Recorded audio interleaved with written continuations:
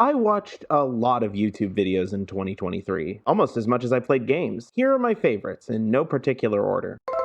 If you know me, then you know I love Pokemon. But when it comes to Pokemon content here on YouTube, I don't think you can get much better than Reverand. His videos are often really well edited, informative about lesser known parts of the competitive Pokemon sphere, and really funny to boot. In my opinion, he's the most unique thing that the Pokemon community on YouTube has. While most Poketubers you'll find are exaggerated and over the top, Reverend's sense of dry humor is a breath of fresh air.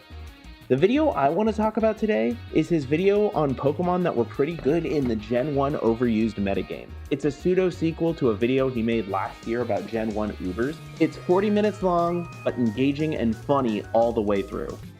And hey, now you're working with a whole rap crew. These chicks don't even know the name of my bind. Was that anything? If you've been around the internet discussion space at all this year, there's no doubt you've been hearing a lot about content theft. While it's an often overlooked issue, it's a problem that is rampant throughout the internet. For my second entry on this list, I'd like to highlight two creators that have called out this malpractice. Hbomberguy recently published a 4-hour video essay about plagiarism on YouTube, and Jacksfilms has spent the better part of this year dealing with content theft. These videos are extremely important in understanding how deep this rabbit hole goes exactly. As we've seen in Harris's video, it's not just smaller YouTubers trying to make a quick buck off of your content. It can stretch to big creators as well as industry professionals. It's important to know exactly how your content can get stolen and by who. It doesn't matter if you're a big YouTuber. You could be a small YouTuber, a documentarian, or even someone who just published an article hoping to get exposure for their work. Exposure you're not getting because some bigger YouTuber decided to just take it from you and pass it as their own. Jack has made an entire channel to call this out, but the video I want to highlight in particular is this one on his main channel, The War on Stolen Content. In addition to YouTubers stealing your content, you can now get it stolen by professional video game outlets, popular apps, and even famous musician Jason Derulo. Okay, are you making some of those up? Nope, they're all real. Probably worth the Google. Balls. Quinton Reviews has spent the last 3 years reviewing Nickelodeon sitcoms, totaling to about 44 hours of content. In that span, we delve into topics such as the death of cable, the behind the scenes of the shows in question, and how the bizarre Nickelodeon sitcom universe actually comes together. The biggest compliment I could pay to this series of videos is to say that it's easily worth your time. Pantsahat's videos are some of the site's most creative. They are short bursts of well-animated, witty, stop-motion comedy. So I guess all I have to do is pick my favorite. Let's go with this one. It's about being persuaded to go to the gym by a funny goth girl. Check it out. You'd make a cute boy wife. Everyone knows the iconic rivalry between Mr. Krabs and Plankton from the SpongeBob series. Well, YouTuber GlorbWorldwide aims to retell that saga as if it were a battle between two rappers. Using AI, Glorb recreates the voices of these iconic characters and adds original music, lyrics, and animation for the videos. I could put any of their songs on here, but the two that were my favorite are Eugene, a song that shows what happens when you cross Krabs and his crew, and Sad Keeny, Plankton mourning the death of his wife, Karen. This actually got me a little emotional. I'm not kidding, they're really well done. Shoutouts to the bottom two for being a banger track. That's the song and video I'm playing in the background.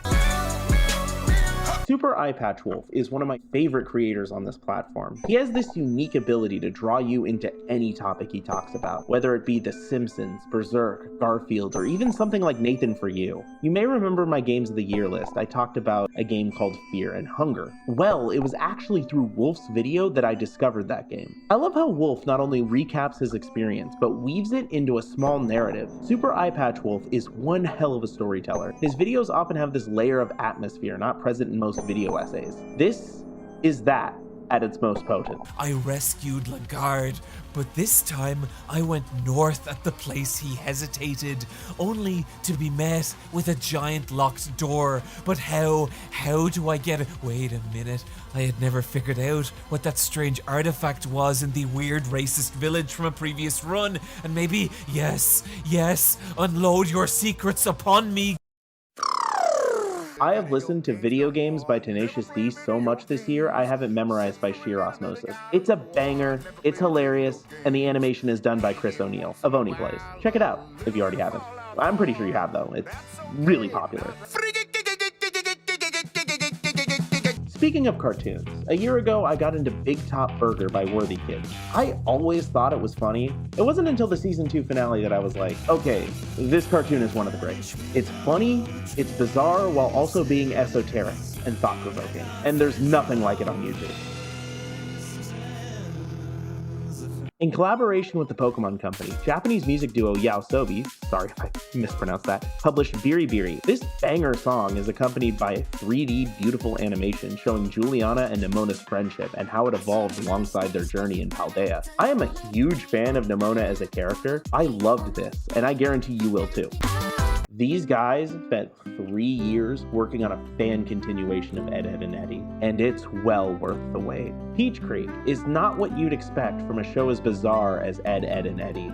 Instead of the wacky, over-the-top nature of the original series, Peach Creek takes a more somber and introspective approach, with a little surprise at the end there I won't spoil. But all I can say is that I can't wait to see more. As the end of the video, I'd really like to use this chance to bump some other things. Usually this is where I would talk about Project Teamy Sasha's Curse, but instead I want to talk about this channel as a whole. Early last year, I opened up a Twitter account after 2 years of absence. This is the best way to keep updated on future projects and videos. I want to focus more on content creation this year, and if you'd like to keep up with me on that, be sure to check my Twitter. I'll be posting the progress on big videos like the Scarlet and Violet analysis, as well as just what's coming next. It's the best way to interact with me and join the discussion. I've also opened up an extras channel for videos that aren't particularly related to video essays. That way I can try out different forms of content that look like fun while also keeping the channel and this video centralized to one topic. I haven't uploaded a lot on that channel as of yet, but I've got some fun stuff I want to post on there, so be sure to subscribe if you don't want to miss it. Anyway, that's all I got for this one. Be sure to subscribe, follow me on Twitter, and I'll see you on the next video, whatever that may be. There's going to be more future updates coming to this channel. A lot of things are going to be changing in the year 2024, but more to come when I have more to say. Also, if you haven't already checked it out, I did a Game of the Year video. Please be sure to give that one a look if you liked this one.